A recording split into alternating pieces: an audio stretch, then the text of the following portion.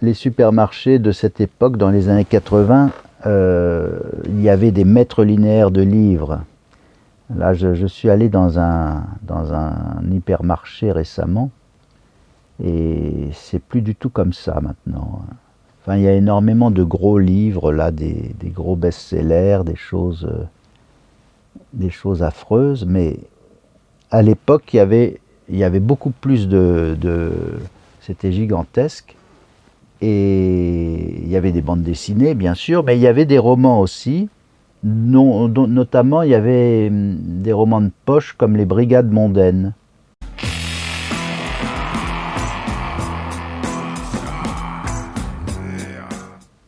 Et là, je crois que le premier numéro de Brigade mondaine est sorti en 1975, Le monstre d'Orgeval.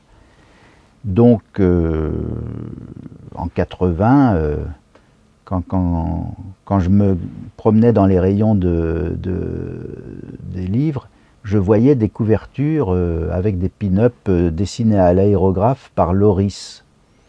C'était un Turc, je crois, Loris Calafat. C'était un illustrateur qui a fait quelques affiches de cinéma érotique et qui avait donné aux Brigades mondaines, qui étaient présentées par Gérard de Villiers, il lui avait donné une unité esthétique avec chaque mois, je crois qu'il y avait au moins un roman par mois qui sortait.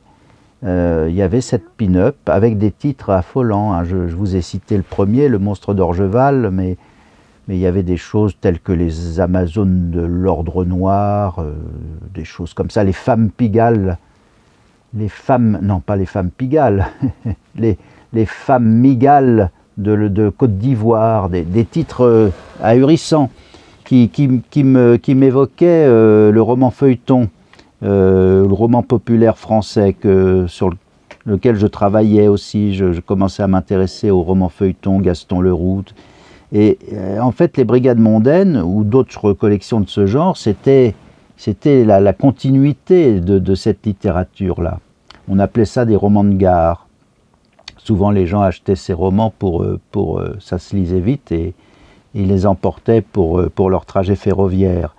Donc c'était une littérature ferroviaire, mais les Brigades mondaines m'ont frappé à 14-15 ans à cause du côté salace des couvertures et des titres qui ne l'étaient pas moins.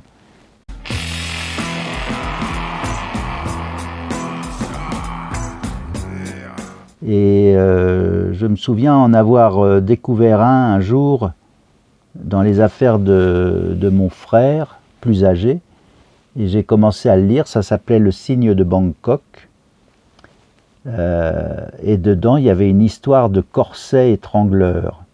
Il y avait un personnage féminin au crâne rasé qui était tout à fait terrifiant, une dominatrice extrêmement méchante,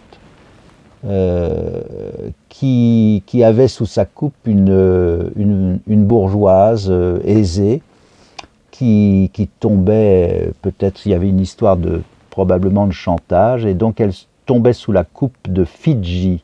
Je me souviens encore même du prénom de la dominatrice au crâne rasé, Fidji. Et Fidji lui imposait le port d'un corset, ou d'une sorte de corselet, qui étranglait inexorablement sa taille. Parce qu'il y avait un phénomène, un système, le corselet était en fer, un alliage de fer et peut-être de cuir, je ne sais plus dans les détails, mais il y avait surtout, ce que j'ai retenu, c'est qu'il y avait un mécanisme de fermeture avec une clé. Et donc, il suffisait de tourner la clé pour que le corset soit de plus en plus étroit.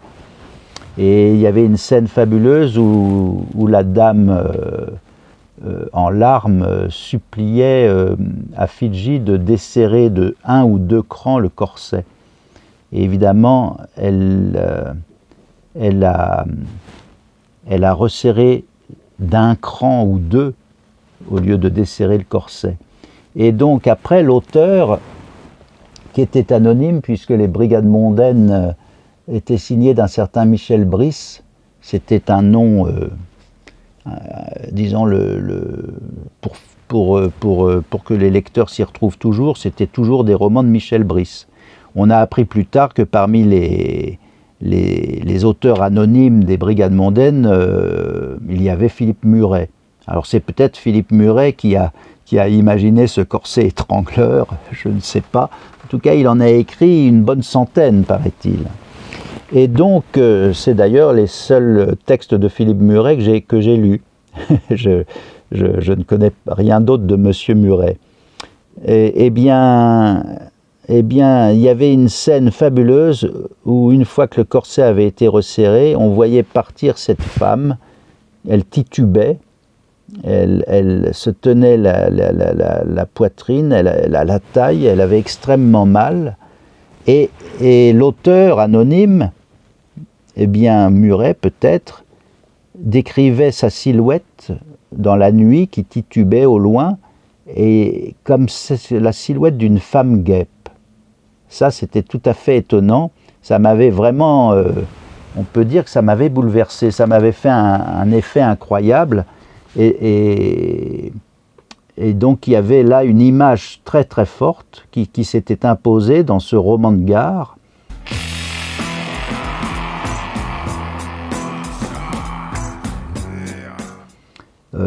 Au demeurant, c'est pas de la littérature toujours extraordinaire, parce que, en fait, ce qui est intéressant, c'est toujours ces scènes-là, les scènes où il y a des méchants, un peu comme dans certaines séries. On se fiche toujours des histoires entre les deux flics et tout ça, c'est toujours sans intérêt. Et, la progression de l'enquête. Ce qui nous intéressait toujours dans les Brigades mondaines, c'était lorsque le vice surgissait. Donc avec les personnages toujours hors normes. Et là, il y avait tout d'un coup cette image complètement folle, qui fait même penser d'ailleurs à John Willy, donc avec cette taille complètement, vraiment étroite, une taille de guêpe. John Willy le dessin permettait de matérialiser ce genre de fantaisie. Et donc, oui, j'étais baigné dans cette imagerie. Voilà, il y a 2-3 chocs comme ça. Évidemment, le choc esthétique le plus grand, c'est quand même Gwendoline de John Willy. Mais ça vient quelques années plus tard.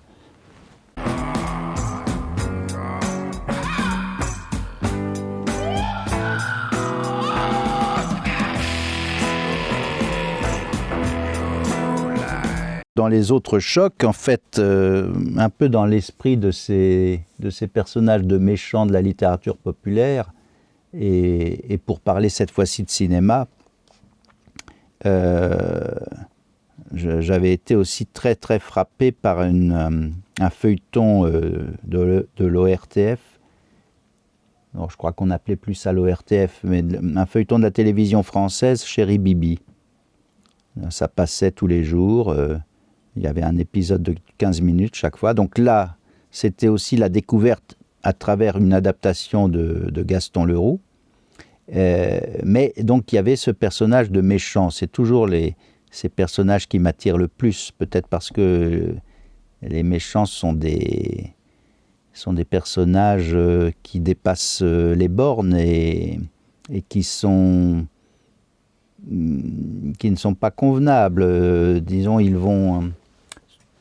peut y avoir une force anarchiste dans un méchant. C'est quelqu'un qui n'est pas dans la norme et qui transgresse. Donc je crois que c'est pour ça qu'on est souvent attiré par ces personnages, plus que par les preux chevaliers, les jeunes premiers. Parce que, en fait, un jeune premier, c'est quoi? C'est quelqu'un qui est là pour délivrer une princesse, puis en fait, après, qu'est-ce qui se passe? Il va se marier, il va avoir des enfants. C'est-à-dire, c'est un personnage qui est promis à un avenir insipide. Donc, l'avenir que toute société souhaite à son prochain, puisque c'est comme ça que la société fonctionne. Il faut des gens bien cadrés comme ça, qui font des gosses, et puis après, tout le système des retraites fonctionne toujours à plein, et puis bon.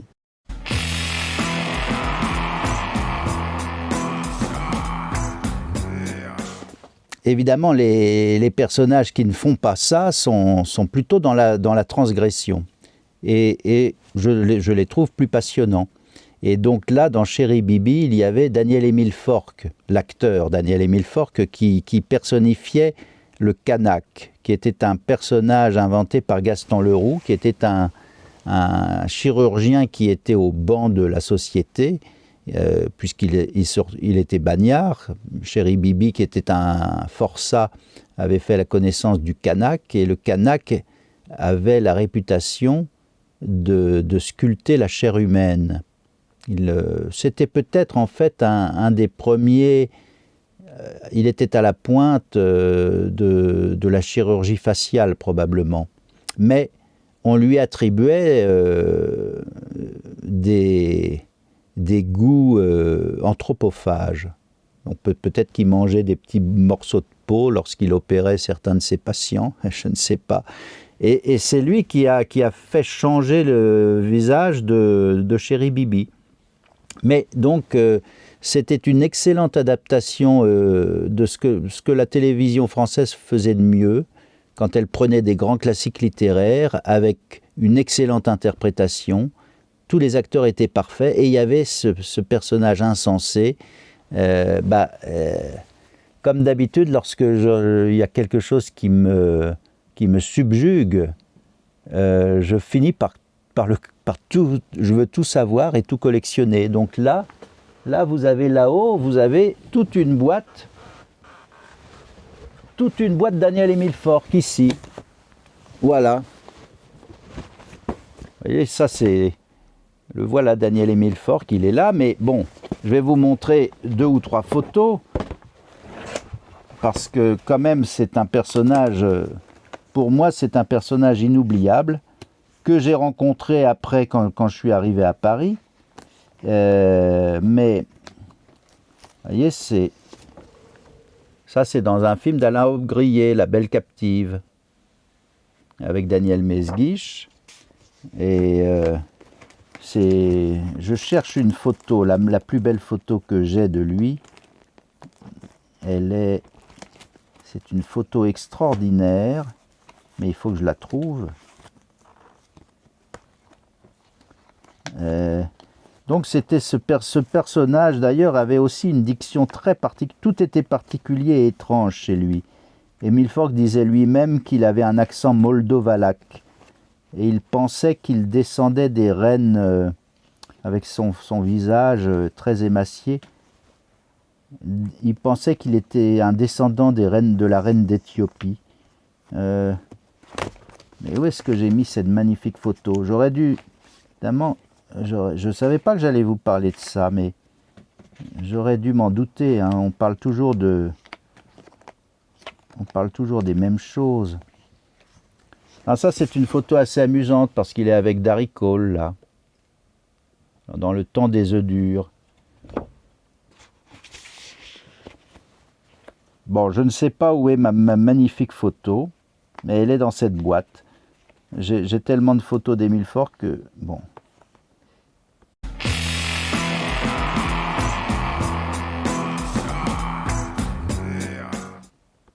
Oui, quand on aime, on ne compte pas, n'est-ce pas? Alors j'ai plein de boîtes comme ça.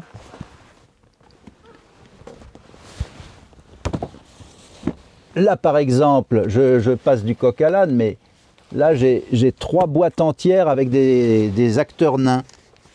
Alors oui, c'est pas tellement du coq à l'âne. Puisqu'on parlait de Chéri Bibi, je pourrais aussi vous parler des Mystères de l'Ouest. Et dans les Mystères de l'Ouest, là encore, Artemus Gordon et ses rôles à transformation, c'était amusant, tout était bien ficelé là-dedans, mais il y avait toujours les fameux méchants et il y en avait un qui revenait dans plusieurs épisodes, qui était le nain, le docteur Miguelito Loveless. Donc ça, c'est Michael Dunn. Alors Michael Dunn, évidemment, alors lui aussi, c'est...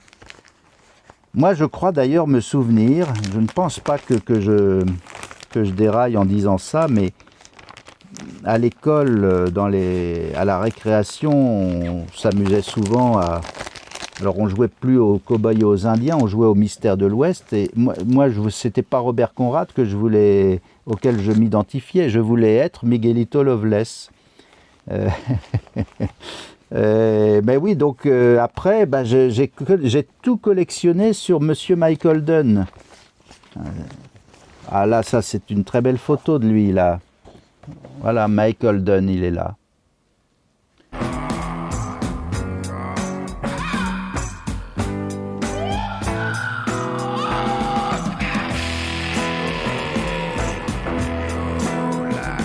La télévision, alors la télévision, oui, on peut en parler parce que elle a eu une importance capitale, certainement dans ma fascination pour le cinéma et puis mon goût pour les acteurs.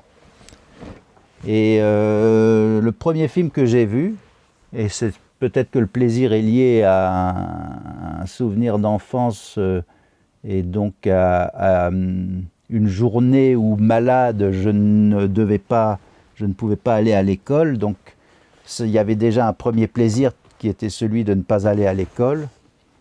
Et le deuxième, et donc s'ajoute à ça le film de l'après-midi qui était Ali Baba et les 40 voleurs. Alors je n'ai pas de boîte Fernandel, mais Fernandel a été l'acteur qui m'a le plus, qui m'a fasciné immédiatement.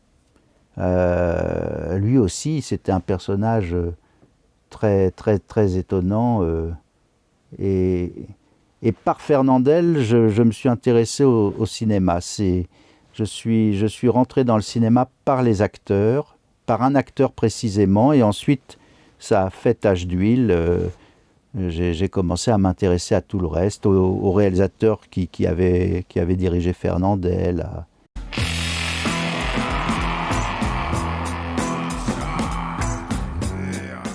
Et il y avait aussi un dimanche soir, passait un film. Alors à cette époque-là, oui, je savais lire, je crois, oui. J'avais déjà plus de 6 ans. Mais je voyais sur le journal les photos de Fernandel. Et puis on ne voulait pas que je voie le film parce que c'était le film du soir. Mais je crois que j'ai beaucoup insisté.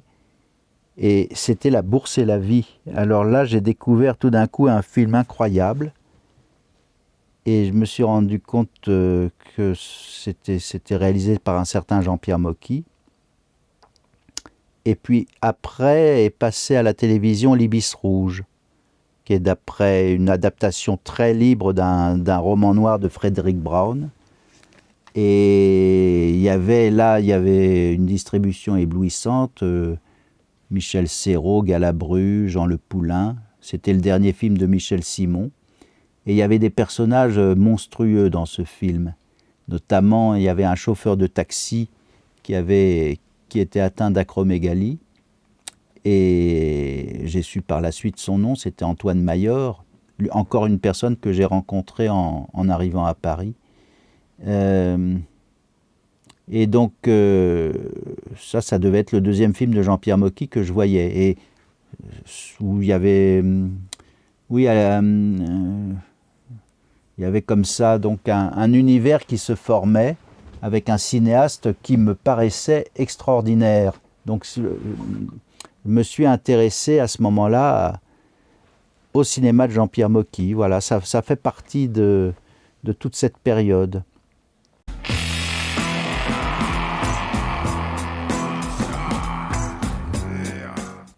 J'avais dévoré un article, une étude sur Mocky parue dans la revue du cinéma à cette époque. Et puis j'étais fasciné par les seconds rôles qu'il y avait dans ces films.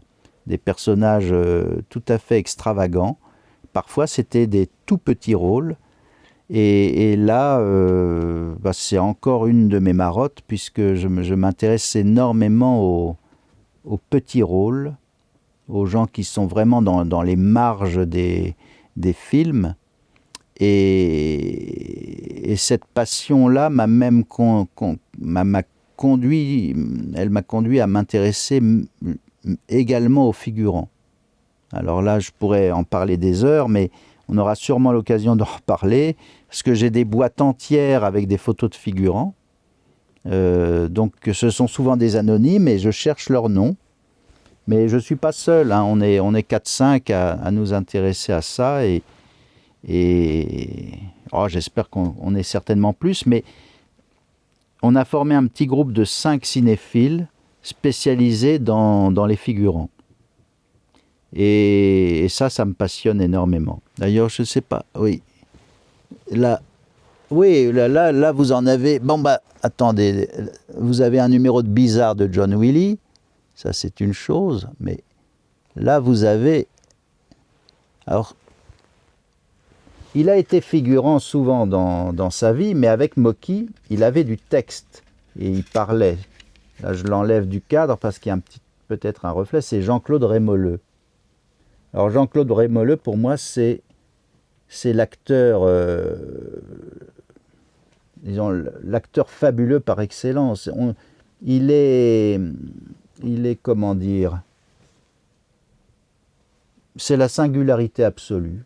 Bon, voilà, on ne peut pas faire mieux. C'est ce que pensait Mocky d'ailleurs. Mocky était fou de Jean-Claude Rémoleux. C'est lui qui chante Marinella dans La Grande Lessive.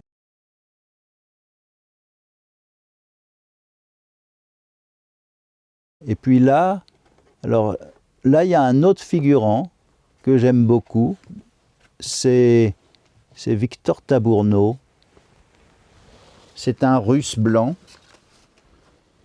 qui a trouvé, qui a réussi à gagner sa vie dans la figuration. Alors lui aussi, il a une gueule avec un monocle, une moustache comme ça. Et Victor Tabourneau. Il a un très très beau rôle. Là, c'est un rôle muet, mais un rôle quand même dans Yo-Yo de Pierre Étex. Donc, ce sont des gens dont personne ne parle. Alors, c'est un peu... Je ne sais pas si c'est une posture de ma part, j'espère que non. Je crois plutôt que c'est un goût que j'ai. J'ai un goût pour tout ce dont on ne parle pas.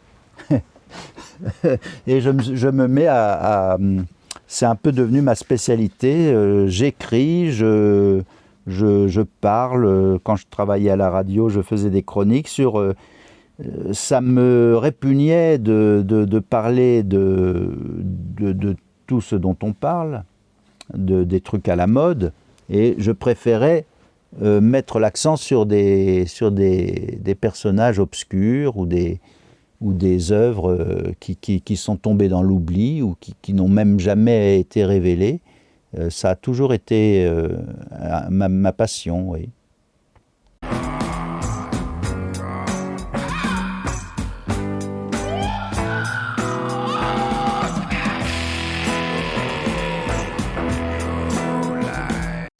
Alors, la période où j'étais objecteur de conscience, donc c'était après la fac. J'avais fait des études littéraires, Cagnes-Hippocagne, préparation aux grandes écoles. Là, ça a été évidemment un fiasco, mais je m'en fichais. J'avais des camarades qui pleuraient quand ils avaient des notes négatives. Moi, j'avais des notes très très négatives en latin et en grec. Mais c'était tellement négatif comme note que ça faisait rire en fait. Moi je trouvais ça plutôt... je pense que j'ai toujours eu le sens du dérisoire et de la dérision, mais ça s'est peut-être accru avec les études supérieures, où peut-être je me suis rendu compte que les choses étaient vraiment encore plus absurdes que je ne l'imaginais. Mais il y avait des gens qui pleuraient quand même parce qu'ils avaient des -10, -15 en version latine ou plutôt en thème grec. Les thèmes grecs, c'était redoutable. Et puis de toute façon, je voyais les études supérieures comme un piège. Et c'était un piège qui se refermait. C'était le piège d'une vie toute tracée, qui était celle d'un enseignant. J'aurais pu faire plaisir à ma mère d'ailleurs. mais on ne vit pas pour faire plaisir à ses parents. Et donc, j'ai pas vraiment saboté mes études supérieures ou littéraires. J'avais pas beaucoup d'efforts pour les saboter en fait. J'ai amorcé une maîtrise de littérature sur le roman feuilleton. Le sujet a priori était intéressant. La mise en abîme du roman feuilleton à travers trois auteurs, notamment Gaston Leroux, avec Le Roi Mystère. Donc on voyait que ces romanciers populaires avaient parfois des tendances à une certaine modernité et mettaient en abîme leur propre travail d'écrivain. Mais donc j'ai arrêté cette maîtrise à temps, si je puis dire. Je ne l'ai jamais menée à bien parce que je sentais confusément que tout ça allait me mener droit dans le mur. C'est-à-dire que ça allait me conduire à devenir professeur. donc je ne voulais pas. Et j'ai commencé à faire je faisais du théâtre amateur depuis 18 ans, l'âge de 18 ans, 17 ans. J'avais commencé et puis c'est ça qui m'intéressait.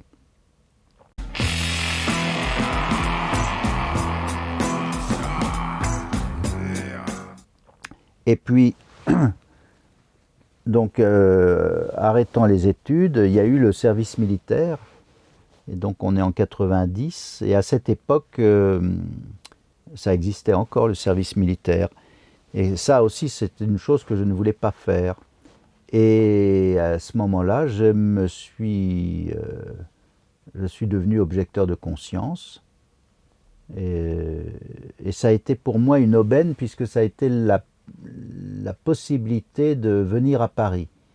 C'est-à-dire pour être objecteur de conscience, il faut trouver une association qui a les statuts pour ça, qui recherche des objecteurs de conscience.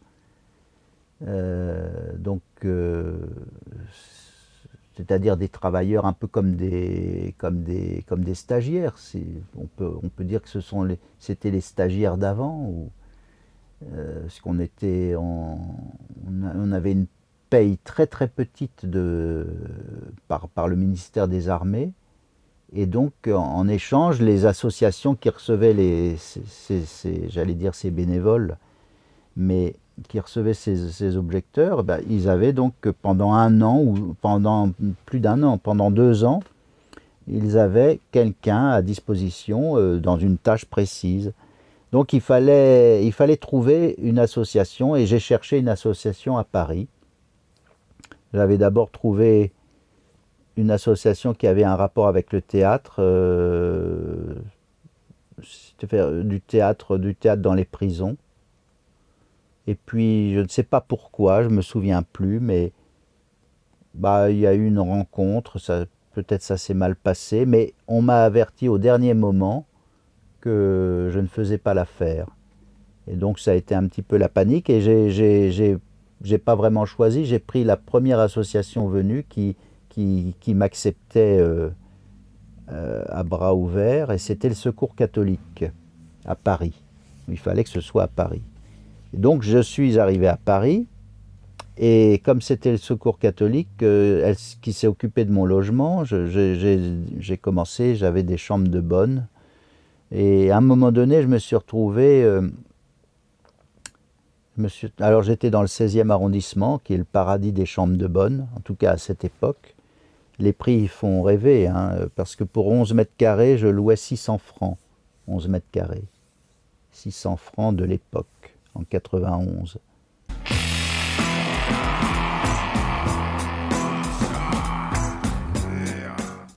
Eh bien, ensuite, je me suis retrouvé, alors très bizarrement, dans une église. Donc, puisque c'était le réseau des catholiques, il y avait une association qui s'occupait de loger des gens qui n'avaient pas beaucoup de revenus. Et donc il y avait une église dans le presbytère, qu'est-ce que je dis, une chambre, il y avait une chambre. En fait, j'ai découvert qu'il n'y avait pas qu'une seule chambre, il y en avait plusieurs. Il y avait, il y avait évidemment les curés qui dormaient dans cette église, mais ils avaient loué aussi, il y avait un type barbu qui était une sorte un fonctionnaire. Alors peut-être que c'était un travailleur un peu précaire ou quelqu'un qui vivait en province, mais tout le reste, pendant toute la semaine à Paris, il lui fallait une petite chambre et il était dans cette église depuis des années. Il était vraiment depuis des années dans une petite chambre avec un confort. Enfin, c'était spartiate, on peut dire. Et on ne pouvait pas recevoir de visites. Les seules visites autorisées, c'était au parloir. Hein, comme à la prison, il y avait,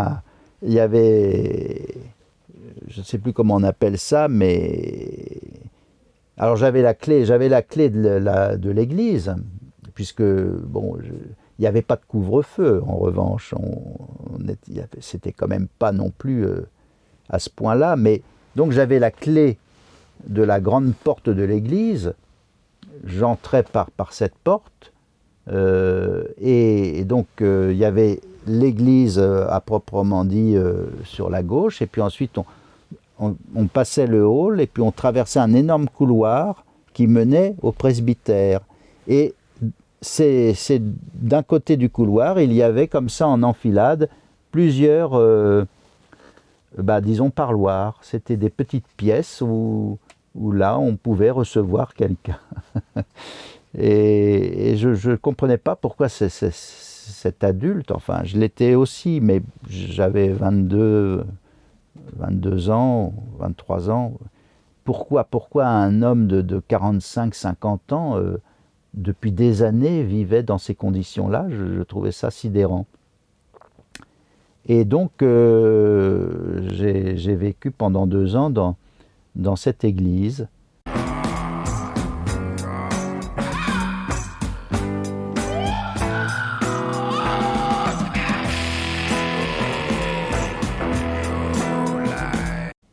Et c'est un peu à la même période que j'ai commencé à rencontrer tous les acteurs que j'avais repérés dans les films de Jean-Pierre Mocky. Puisque à cette époque, j'avais une idée en tête qui était d'écrire un livre sur Jean-Pierre Mocky à travers ses comédiens. Donc j'ai rencontré aussi bien les seconds rôles de Jean-Pierre Mocky. Alors malheureusement, Jean-Claude Rémoleux était mort en 1985, ça c'est un regret. C'était impossible à rencontrer, mais j'ai correspondu avec sa mère, qui était toujours vivante, qui avait 92-93 ans, Gabrielle Rémoleux. Et j'ai rencontré des gens comme Dominique Zardy, qui est peut-être le second rôle le plus célèbre de Mocky, mais j'ai rencontré Roger Lumon, Rudy Lenoir, Micha Bayard, plein de gens comme ça, et puis des gens un peu plus connus comme Roland Blanche, et même des gens très connus, puisque j'ai interviewé Michel Serrault, Michael Lonsdale. J'ai essayé de voir plein de gens, et des gens vraiment pas connus non plus. C'était déjà ce parti pris de mettre à pied d'égalité tous les acteurs. En fait, ce n'était pas un livre sur les acteurs, c'était un livre sur l'esthétique de Jean-Pierre Mocky, comment il se sert des comédiens, ou des visages, ou des corps qui viennent de partout, comment il s'en sert pour son cinéma. C'était ça l'objectif du livre. Un livre qui n'a abouti à rien, enfin, qui n'a jamais été fait, et qui m'a permis de rencontrer Mocky. Mocky, et qui m'a immédiatement alpagué dans ses films.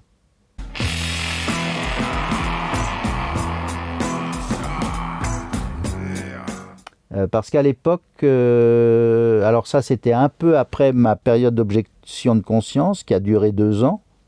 Je crois que j'ai fait vraiment les 2 ans parce qu'on avait le droit de partir avec 3 mois quelle était l'expression, 3 mois sans solde. 3 mois de congé sans solde.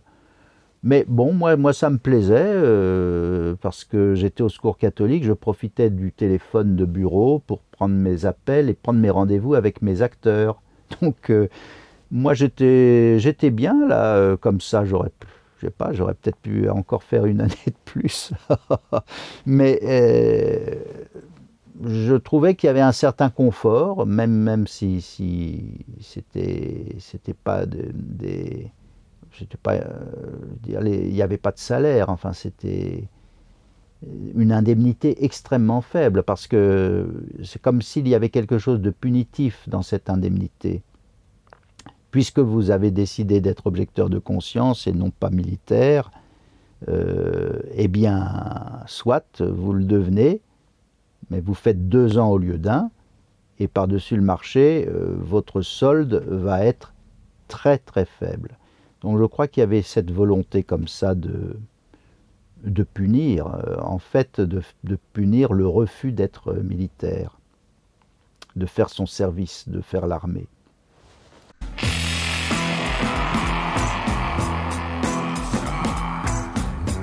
Et donc après, je continue mon projet de livre et je prends des cours d'art dramatique aussi. Et comme Mocky me rencontre, comme il a un esprit très vif et qu'il voit toujours tout de suite son intérêt, il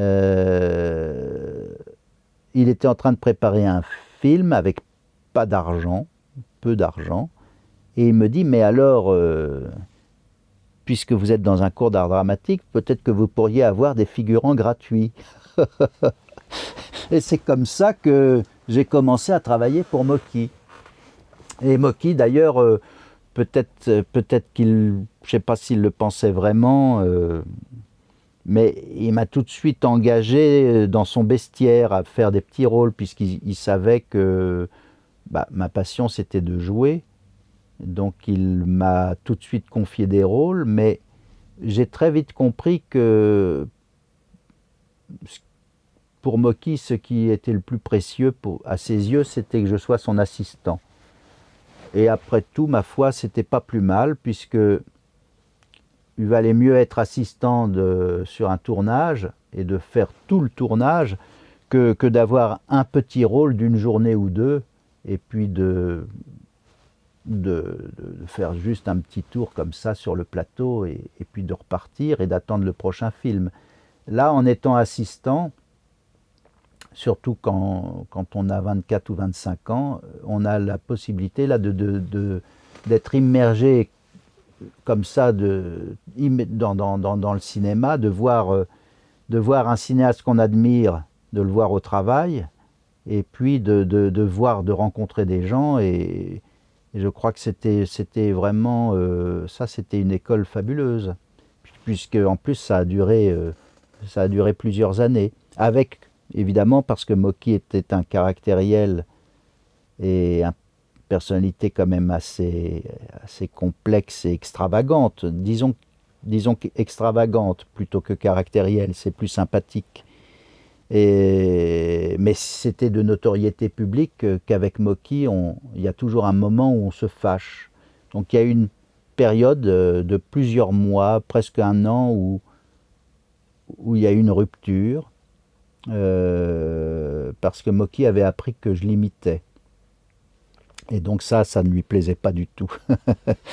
Il admettait que des acteurs l'imitent, des acteurs connus, des Jean-François Stévenin par exemple, et puis, mais un assistant n'a pas à imiter son réalisateur. C'est quelque chose qu'il ne pardonne pas. Donc on a eu un moment de rupture, c'était après Noir comme le souvenir, en 1994. Il a même failli me virer du tournage à cette époque, et c'est la production qui m'a maintenu contre Mocky, parce que, enfin, là c'est bien, les producteurs ont été corrects. C'était bizarre, j'étais censé être son assistant, son son deuxième assistant, et en fait on ne se parlait pas pendant le tournage. Un peu comme Alain Delon et Robin Davis.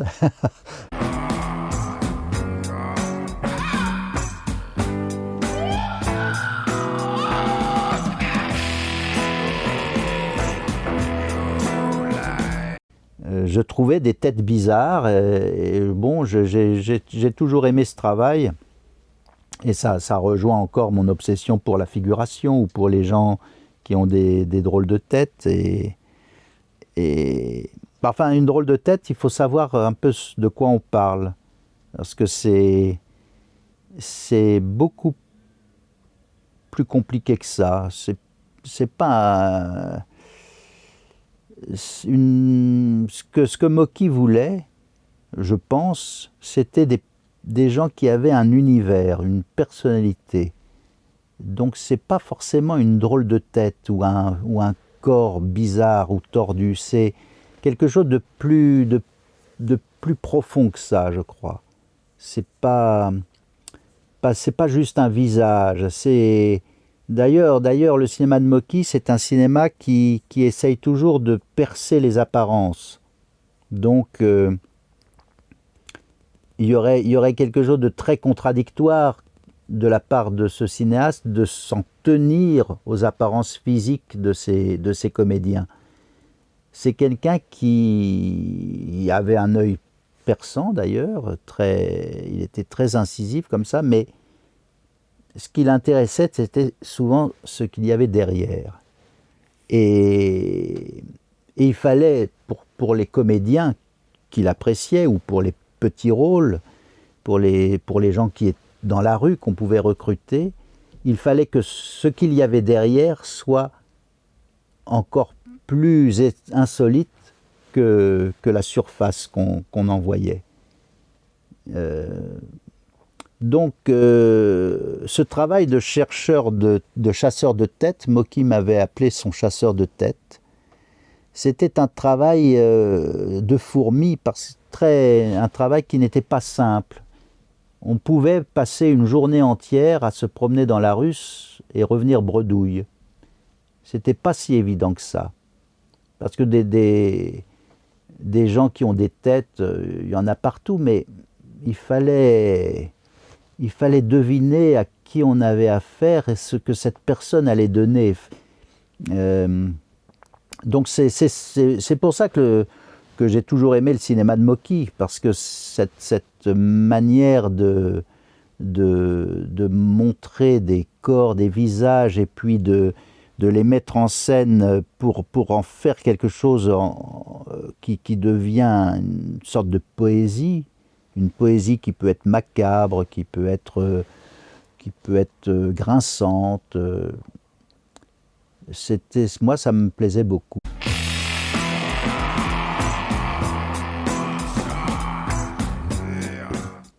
Et avec les acteurs principaux, il faisait la même chose, c'est-à-dire qu'il les transformait, il aimait toujours les transformer.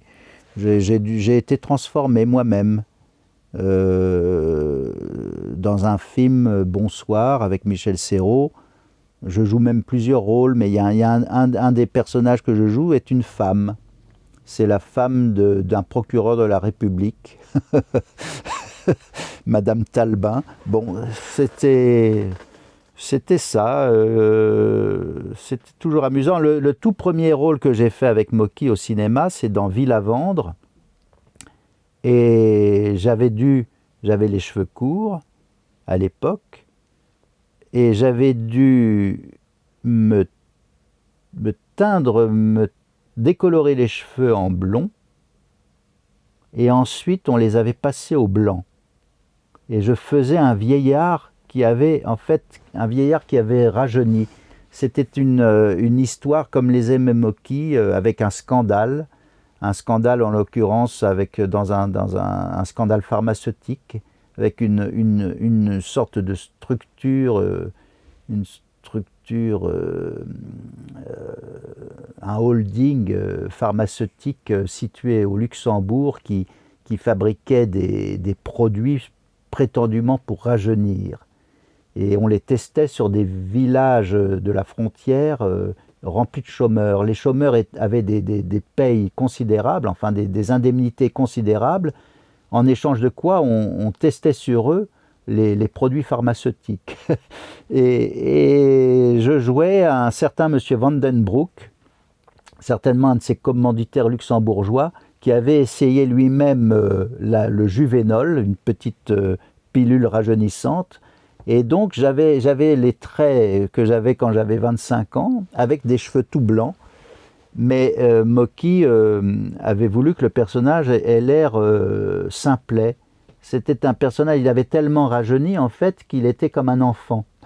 Ça c'était le personnage voilà, mon entrée dans le cinéma, c'est avec un personnage aussi monstrueux que ça.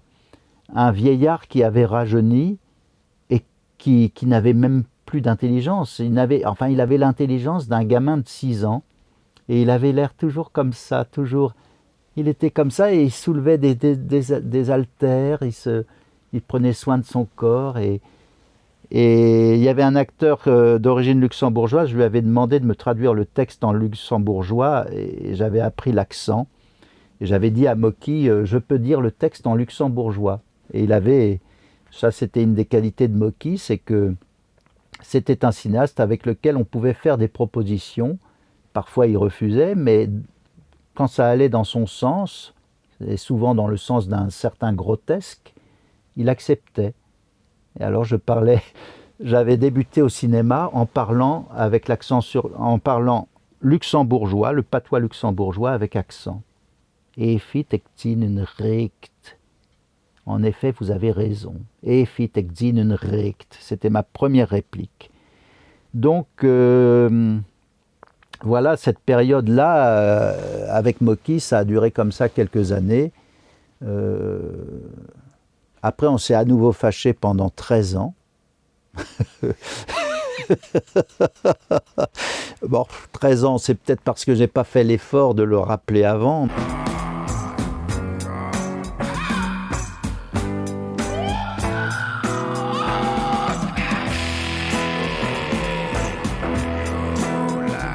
Un jour, je travaillais pour la télévision, je faisais des documentaires et j'avais accepté un documentaire sur Jean Gourguet, qui était un producteur-réalisateur très oublié, qui avait débuté dans le muet et puis qui avait en fait toute sa carrière jusqu'au début des années 60.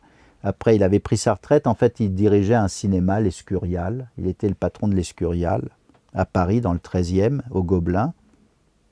Mais c'est quelqu'un qui avait tourné énormément de films, mais plutôt des séries B, des films où il y avait toujours un peu pas de sexe, mais de sexy. Et souvent, ces films étaient interdits à l'époque aux moins de 16 ans. C'était sa marque de fabrique. Il avait fait notamment en 1953 un film qui montrait un sein de Danny Carell, qui était dévoilé, et ça faisait l'affiche publicitaire avait tout misé là-dessus. Le film s'appelait Maternité clandestine. Vous voyez ce genre de titre, Maternité clandestine. Et un des voyous était joué par Jean-Pierre Mocky, un jeune Jean-Pierre Mocky, qui avait à un moment donné, justement pour qu'on voit enfin ce sein de Danny Carell que nous montrait l'affiche, il s'approchait d'elle endormie, il essayait de la violer, il soulevait un pan de son corsage, il y avait le sein de Danny Carell qui apparaissait, et les spectateurs étaient heureux.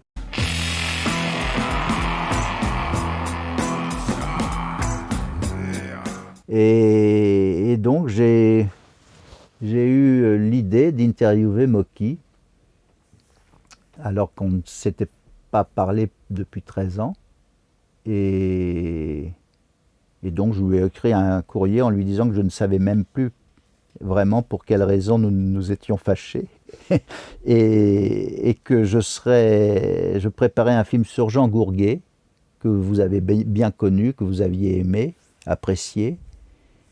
Et je serais heureux que ce soit Jean Gourguet qui nous réunisse à nouveau.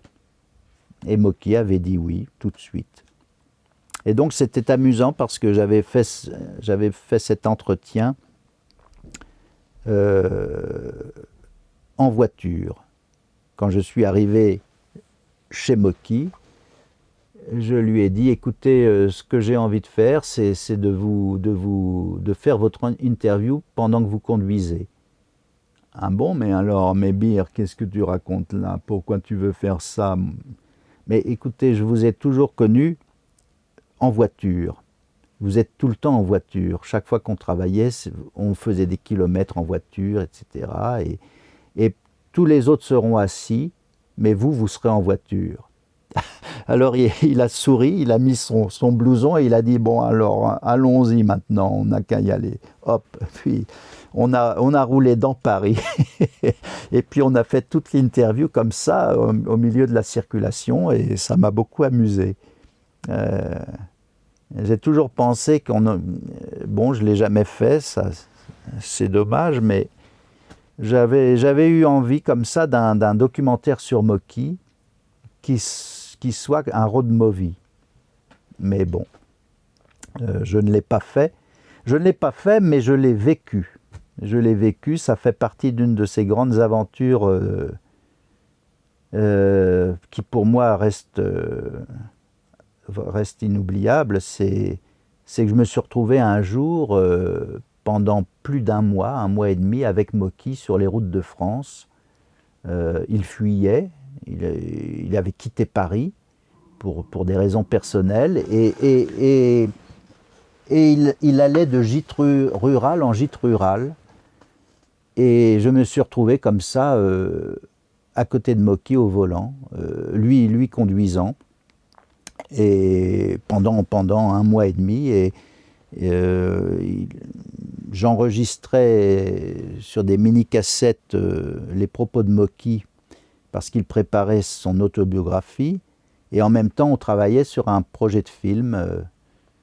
Donc ça a été, en fait, ce road movie, en fait, je ne l'ai jamais tourné, qui aurait été un portrait de Mocky, mais je l'ai vécu de façon vraiment là, très aux premières loges. Donc ça c'était très très amusant. Surtout un jour, c'était en Bretagne, et il me dictait des tas de notes pour un film qui plus tard est devenu Robin des Mers, avec un scénario délirant. C'était toujours délirant les idées de scénario de Mocky. Après, les choses pouvaient s'assagir faute de moyens, mais là il avait imaginé un président robot.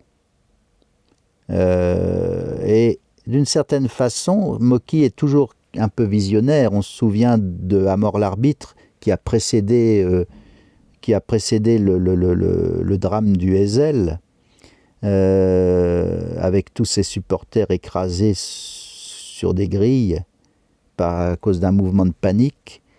On peut dire que ce président robot, c'est Macron, d'une certaine façon. Hein. C'est comme s'il avait déjà, en 1994, il avait déjà entrevu ce que un président de la République, ce que les hommes politiques pouvaient devenir. C'est-à-dire des sortes des technocrates froids et sans affect, d'un cynisme absolu. Et donc c'est cette image de robot qui s'était imposée à lui. Et donc ce jour-là, j'avais pris plein de choses en note dans un carnet, et puis on roule, on rentre dans notre gîte rural, et puis il me dit, alors tu as les notes? Et puis là je me rends compte que je lui dis, mais Jean-Pierre, vous les avez laissées sur le toit de la voiture. En cherchant vos clés, vous avez posé. Et alors là, il était devenu blême, et là, ça a été un des moments les plus fous de cette épopée, c'est que il me dit, il faut absolument revenir sur nos pas et chercher le scénario. Mais c'était les routes, bord de route de mer, et le soir tombait, on n'y voyait rien. Et puis lui, il conduisait terrifié, et il me dit cette chose insensée. Il me dit, est-ce que tu te rends compte, Bir, que quelqu'un pourrait retrouver le scénario et tourner le film à ma place? Alors ça, pour moi, c'était un moment grandiose. Et évidemment, à un moment donné, je lui dis, je crois que nous étions là. On avait déjà roulé un quart d'heure, ça devait être par ici, puis on s'est arrêté, mais on n'a rien trouvé. Et bon, le lendemain, j'ai découvert que le scénario avait glissé dans la poche de la portière. Alors bon. Mais là, Mocky était désespéré ce jour-là, et il m'avait dit, après, il avait laissé tomber cette phrase, il me disait, c'est la preuve que ce film ne se fera jamais. Mais surtout, il pensait que quelqu'un allait tourner à sa place son histoire de président robot. Rien qu'en trouvant les notes. Ben ça, c'était vraiment quelque chose d'extraordinaire.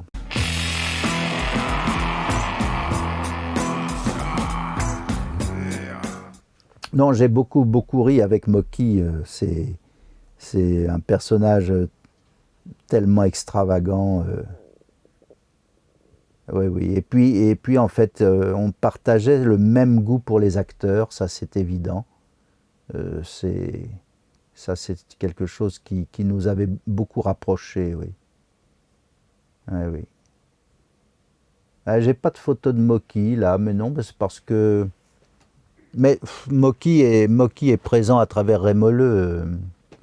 Et puis c'est vrai qu'il faudrait que je vive dans 200 mètres carrés pour pouvoir avoir des tas de photos au mur. C'est pas tellement le cas. Oui, Mocky est là aussi. Attendez, là il y a ça qui est très bien là. Bon, Philippe Solers parle de pornographie. Ah bah je crois que il n'est plus tellement en état de parler maintenant. Mais là vous avez, mais il y a peut-être des reflets. Là vous avez justement La Bourse et la vie avec Fernandel, et puis ici vous avez Rémoleux là qui est formidable. D'ailleurs, bon, vous avez Fernandel, Heinz Rühmann, le comique allemand, Jean Poiret, mais je crois sincèrement, on ne voit que Rémoleux sur cette photo. C'est flagrant. Et là, c'est Gabriello. Donc oui, Mocky est quand même, il est quand même quelque part diffus.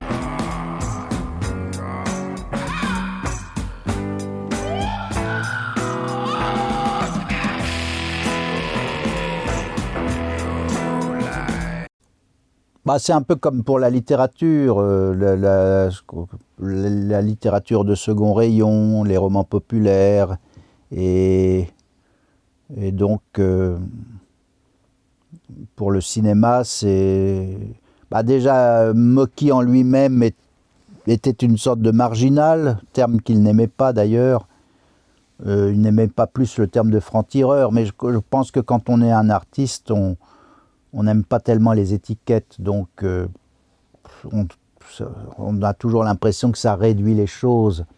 Mais effectivement, mon goût spontanément n'est pas allé vers Jean Renoir, mais plutôt vers Jean-Pierre Mocky. Donc et puis il y avait la série B, mais c'était des petits films. Dans la série B, en fait, alors, bon, en arrivant à Paris, j'ai enfin pu mettre des images sur des mots. Parce que je lisais beaucoup de la revue du cinéma. J'étais même abonné à une époque. Donc, j'ai aborder un certain type de cinéma d'abord par l'écrit. Et les films, bon, à part ceux qui étaient diffusés à la télévision, j'en voyais pas énormément. Mais j'étais fasciné par les avis critiques que je pouvais lire dans la revue du cinéma. Il y avait les textes des frères Minard, Pascal Martinet, des gens qui parlaient de choses un peu érotiques, de films d'épouvante. Et ça me fascinait, je trouvais ça étonnant. Là, je me souviens, c'est le tigre cache. Ah non, oui, voilà. J'allais, oui, c'est ici. Il y avait ça, la saison cinématographique, et donc c'était un supplément de... On va mettre le tigre ici. C'était un supplément de la revue du cinéma, un annuel qui traitait de... Là, je tombe sur Poussez pas grand-père dans les cactus, une comédie désolante.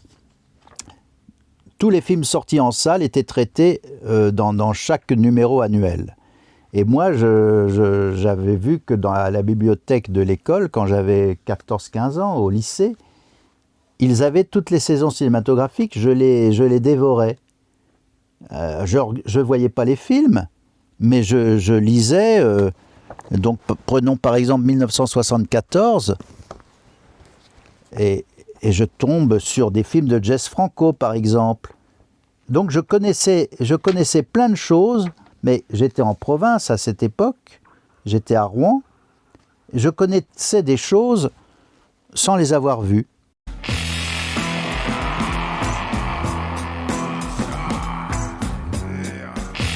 Je vois Les Amazones de la Luxure. Les Amazones de la Luxure qui est sorti le 15 mai 1974. Donc tout ça m'était familier sans avoir jamais rien vu. La Bonzesse, donc les 5 doigts de la mort. Alors ça, le cinéma de Hong Kong, c'est quelque chose je suis toujours resté très hermétique à ça. Mais je lisais tout ça. J'étais toujours sidéré, c'est vrai, pourquoi est-ce que les choses obscures m'intéressent spontanément. Je sentais de façon confuse, et puis il y avait quand même aussi les avis critiques qui m'intriguaient. Je sentais confusément qu'il y avait quelque chose qui ne pouvait que me plaire. Et c'était un peu difficile, ça restait très abstrait pour moi, mais je voyais bien que tous ces petits films parlaient de choses que le cinéma mainstream ignorait, ou alors le cinéma classique n'osait pas aborder les choses de la même façon. La violence, par exemple, l'érotisme, c'est un peu comme les couvertures des brigades mondaines. Il y a quelque chose de salace, quelque chose de peut-être parfois de vulgaire, de brut, qui me séduisait. Les Minettes en folie, un film allemand de 1972. Miss Judoka règle ses comptes au karaté. Alors moi, je voyais ça, je faisais même des listes, peut-être aussi. Je me souviens que je notais parfois des choses. Ah, ça m'avait, par exemple, je vois Les Orgies de Frankenstein 80 ou Frankenstein Sex, film italien, interdit aux moins de 18 ans. La critique est signée JMS, c'est-à-dire Jean-Marie Sabatier, qui a écrit un livre sur le cinéma fantastique vraiment remarquable. Alors c'est vrai, il y avait donc au début des années 70, après la sortie des Midi-Minuit de la décennie précédente, il y avait tout un courant critique qui avait pris à bras-le-corps le cinéma qu'on appelait à ce moment-là, qu'on a commencé à appeler cinéma bis. Il y avait notamment aussi une revue de bande dessinée, Vampirella, qui avait un cahier critique cinéma qui s'appelait Cinéma bis. Donc, en arrivant à Paris, j'ai connu les dernières salles, les derniers feux des salles de quartier. Et notamment, une de mes salles préférées, j'avais plus beaucoup de choix, mais il y avait encore quelques salles, mais il restait le Brady, boulevard de Strasbourg. Et le Brady passait des doubles programmes de films, en général des films fantastiques, d'épouvante, notamment Frankenstein 80, les orgies de Frankenstein 80, je l'ai vu au Brady. Et donc, j'ai enfin pu voir les films qui me faisaient rêver. Bon, quand j'étais à Rouen, j'ai vu Super Vixen aussi, de Russ Meyer. Mais en fait, j'allais plutôt voir des films comme Le Salon de musique de Satyajit Ray ou des films comme ça.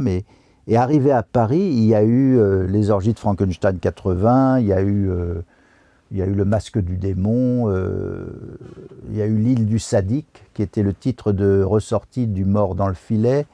Il y a eu L'horrible docteur Orloff, je l'ai vu au Brady. Tous ces films, enfin, étaient accessibles au Brady.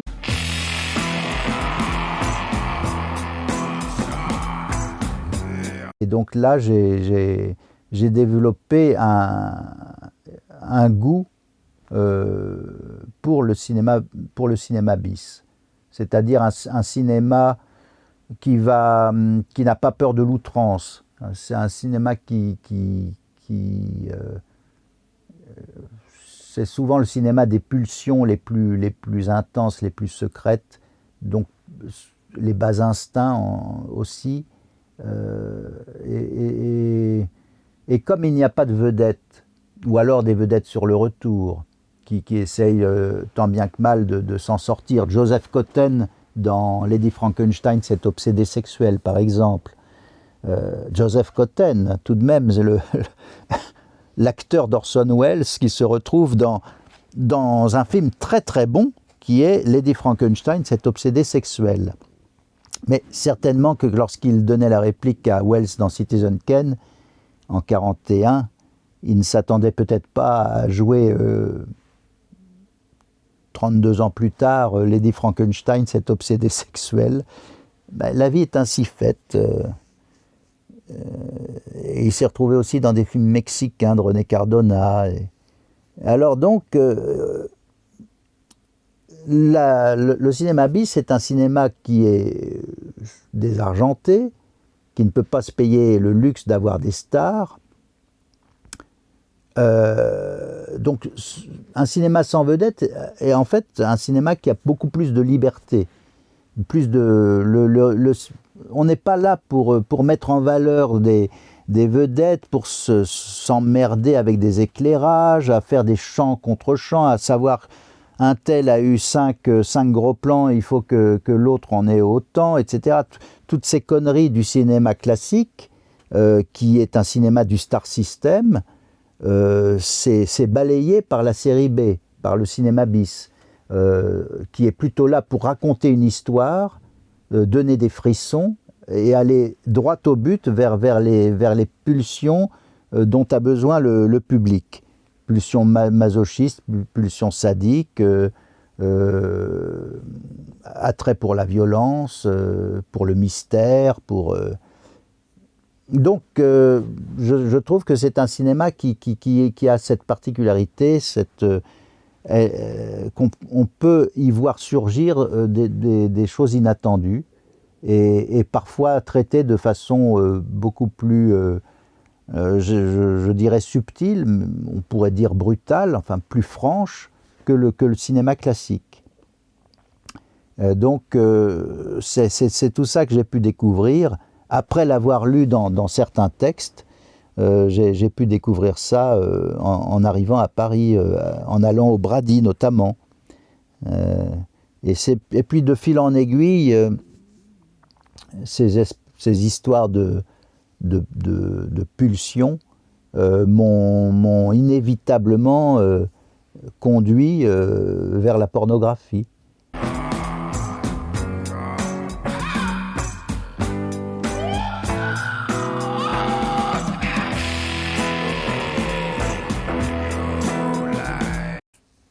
C'est encore une sorte de pari un peu fou.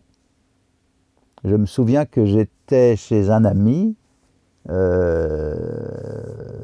donc j'étais déjà à Paris, et Et nous étions plusieurs à nous réunir chez un ami, Romain Anbert. Romain Anbert, qui est un collectionneur de... Alors à l'époque, il n'y avait pas de DVD, et son appartement était rempli de VHS. Et on était quelques-uns comme ça ce soir-là, et on parlait de différents films. On parle notamment de pornographie, et l'un de nous, Francis Moury, me dit il faudrait un dictionnaire des films pornographiques. Et nous étions tous fans de la saison cinématographique qui recensait tous ces films et qui les critiquait de façon sérieuse. Et j'ai dit, oui, ce serait bien d'avoir un livre comme ça nous serait très utile. Eh bien, faisons-le. Ça s'est passé comme ça, tout bêtement, par une sorte de... comme un pacte tout d'un coup qui s'est scellé. Alors, Romain était témoin de cette promesse. Francis Moury est devenu mon coéquipier numéro 1 au début de cette aventure. Et puis après, il a fallu recruter énormément de bonne volonté. Et je me suis retrouvé au fil des années, puisque cette aventure-là, un soir à table, on dit faisons-le, et puis ça nous conduit 13 ans plus tard. Il a fallu 13 ans pour que cette chose soit faite, qui était donc le dictionnaire des films français pornographiques et érotiques en 16 et 35 mm. Donc c'était vraiment un dictionnaire sur pas la vidéo porno, mais tout ce qui a pu être tourné en pellicule, avec cette part très subjective de qu'est-ce qu'un film érotique. Donc j'avais dès le début, j'avais cette volonté de ne pas faire de hiérarchie entre l'érotisme et la pornographie. Comme si tout ça, pour moi, ça faisait partie d'une même histoire.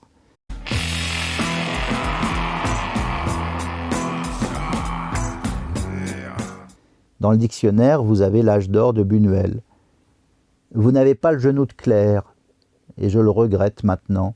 On n'a pas mis le genou de Claire. On s'était réunis un jour, on se réunissait de temps en temps, plusieurs rédacteurs, ceux qui étaient libres, et on disait est-ce qu'il faut mettre tel film, et puis on se répartissait les cassettes aussi.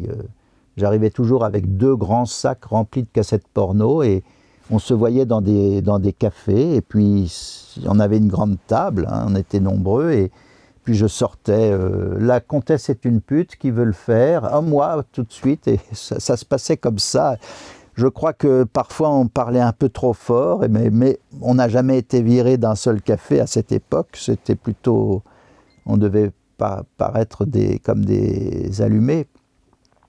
Et donc, pendant 13 ans, ce dictionnaire s'est fait à son rythme, au rythme des découvertes des films, et donc il y a eu 27 chroniqueurs, pas toujours à temps plein. Certains ont été des fidèles, des stakhanovistes, d'autres se sont impliqués de façon exceptionnelle pour 1 ou 2 chroniques, comme des sortes de guest stars. C'est le cas par exemple de Shigenobu Gonzalez qui a fait la chronique je crois, donc 2 pornos détournés par le situationniste René Viennet.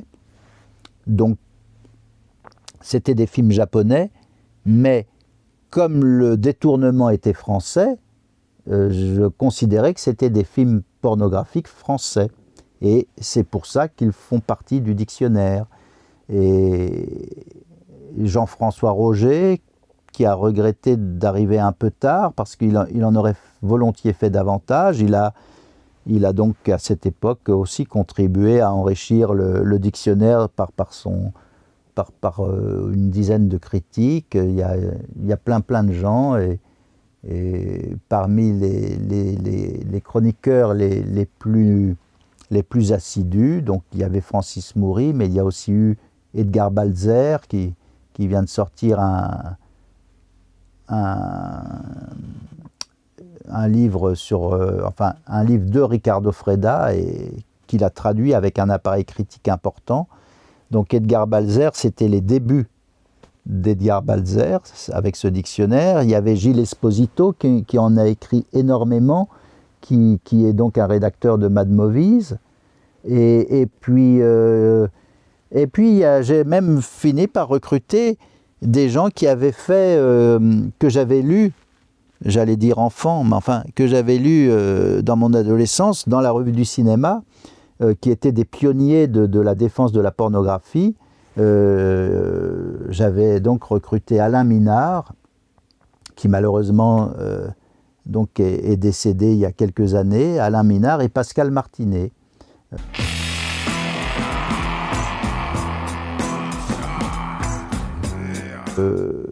Il y avait très peu de femmes d'ailleurs. C'était une équipe très masculine. Alors il y avait un grand paradoxe d'ailleurs. Il y avait Britt Nini, Seren Delmas, 2 femmes seulement. J'espère ne pas en oublier une. Oui, le paradoxe est le suivant. Ce livre a eu un énorme succès critique et les ventes aussi ont été bonnes. Mais donc un gros succès critique qu'il ne rencontrerait à mon avis plus aujourd'hui. Mais le paradoxe, c'est que aujourd'hui, je trouverais beaucoup plus de femmes pour écrire dans ce dictionnaire. Alors, on ne peut pas gagner, on ne peut pas gagner sur tous les plans, c'est comme ça. Je recommencerai ce travail aujourd'hui, j'aurais, sans chercher bêtement à veiller à une parité, parce que c'est une règle, et comme toutes les règles, je pense qu'il faut la bafouer, on s'en fout. Mais j'aurais peut-être même d'ailleurs beaucoup plus de femmes que d'hommes, qu'importe. En tout cas, j'aurais cette faculté de trouver beaucoup plus facilement des autrices pour écrire des chroniques. Mais le livre marcherait moins.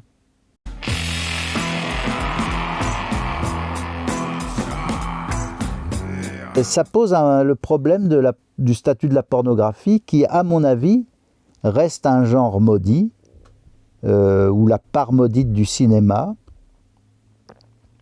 Pourquoi? Alors le livre est sorti en 2011, 2012. Bon, je ne devrais pas non plus minimiser le travail que j'ai fait. Et le succès est peut-être dû aussi à la manière dont les choses ont été abordées et présentées, parce que ce dictionnaire est quand même un gros pavé sans aucune illustration. Donc il y a tout d'un coup une volonté d'affirmer un choix. Il y a un choix éditorial qui est: nous allons vous parler de pornographie, mais c'est par le texte, il n'y aura aucune image, et donc c'est sérieux, ce que nous avons à dire est sérieux, et c'est tellement sérieux qu'on a besoin de 1000 pages, parce que le livre faisait 1000 pages, ou 800 pages, je ne sais plus. Oui, non, il faisait 1000 pages, 1200 pages même. Les index des noms et des titres faisaient à eux seuls une centaine de pages. Donc ça a peut-être contribué au succès du livre, parce que le livre a été conçu comme quelque chose de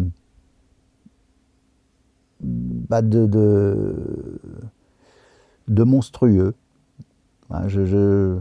Je cherchais un autre mot qu'extravagant, parce qu'extravagant, je l'ai déjà dit plusieurs fois, donc par souci de ne pas répéter trop les mêmes mots, je cherchais un synonyme d'extravagant, mais ça a été un ovni dans le... Et on n'avait jamais fait ça. Et ça, c'est aussi un de mes travers, vouloir faire des choses, vouloir parler de gens dont on ne parle jamais et vouloir faire des choses que personne ne fait. Bon, ça doit être mon snobisme personnel.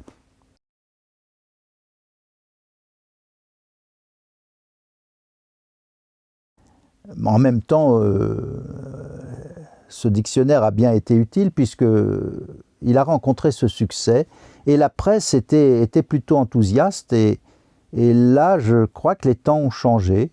On est revenu à des temps plus sombres. La pornographie est vue de façon assez négative, souvent. Bon, donc, ce discours critique sérieux sur la pornographie, je crois, aurait beaucoup plus de mal à s'imposer. Et les éditeurs seraient frileux, se diraient oh, on va avoir des ennuis, etc. Bon. Donc c'est heureusement qu'on s'est arrêté après 13 ans, parce que peut-être que le livre est sorti au bon moment. Il est sorti en 2011-2012. Il est sorti donc quelques années après la sortie de Baise-moi, qui avait eu pas mal de répercussions sur le plan de la censure et sur les interdictions. Oui, Baise-moi était sorti en 2000, je crois, 2001. Et puis donc le dictionnaire en 2011. C'était peut-être le bon moment, avant que ce ne soit trop tard, pour que ce livre rencontre son public. Et oui. Donc ça a été je pense que ça a été un coup de maître, ce livre, quand même. On peut être content d'avoir fait ce livre qui a vraiment marqué. Bon. Ça, c'est bien. Là, j'ai l'air d'être content de moi, mais c'est vrai que là, je peux l'être.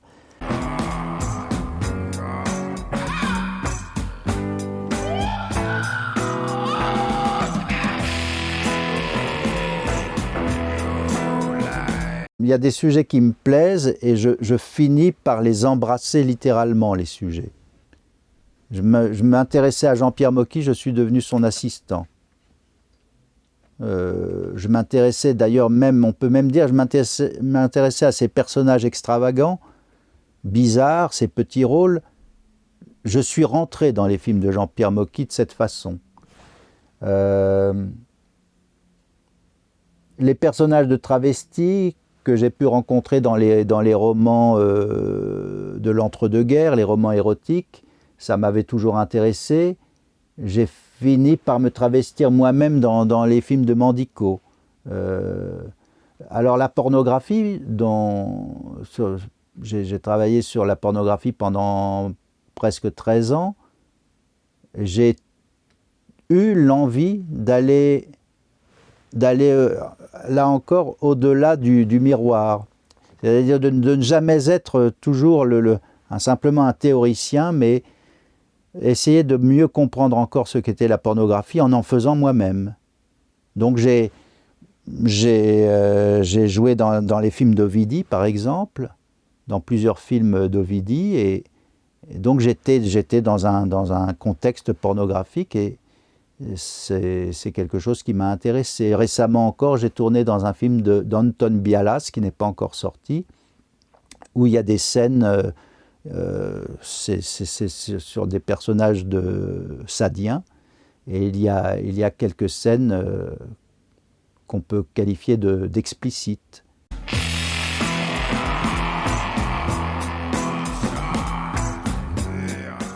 Donc ça m'intéresse en fait toujours d'aller, en fait, d'être comme happé par les choses qui nous intéressent. Et je crois qu'il y aurait d'autres exemples comme ça. Il y a, oui, par exemple, le roman que j'ai écrit récemment, je collectionnais cette collection, ça s'appelait les éditions Sabine Fournier, et tout d'un coup j'ai eu envie en fait, d'entrer dans ma propre collection en écrivant moi-même un roman. Et puis c'est ce que j'ai fait avec la Select Bibliothèque, cette collection que je traquais, j'ai essayé d'en composer les 98 volumes. Et je suis... Alors là, c'est peut-être là ce que j'ai fait de plus... Enfin, c'est là où je suis allé le plus loin, peut-être. C'est que cette collection s'était arrêtée au numéro 98 en 1939. Et là, j'ai carrément repris le label pour en sortir le 99e, le 100e, le 101e. Et je ne sais pas combien j'en écrirai encore. Mais là, il y a comme... il y a quelque chose là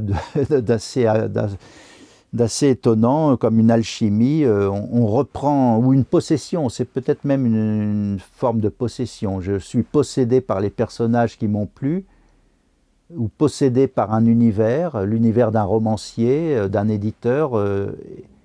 Et donc, 1940, 70 ans plus tard, je ressuscite tout ça. Donc c'est peut-être ça qui m'intéresse le plus. C'est de manquer de recul. Oui, c'est ça. Avoir peut-être un discours critique au départ, mais qui s'atténue au fur et à mesure. Il s'atténue au point où il n'y a plus de discours critique, où tout d'un coup je passe de l'autre côté.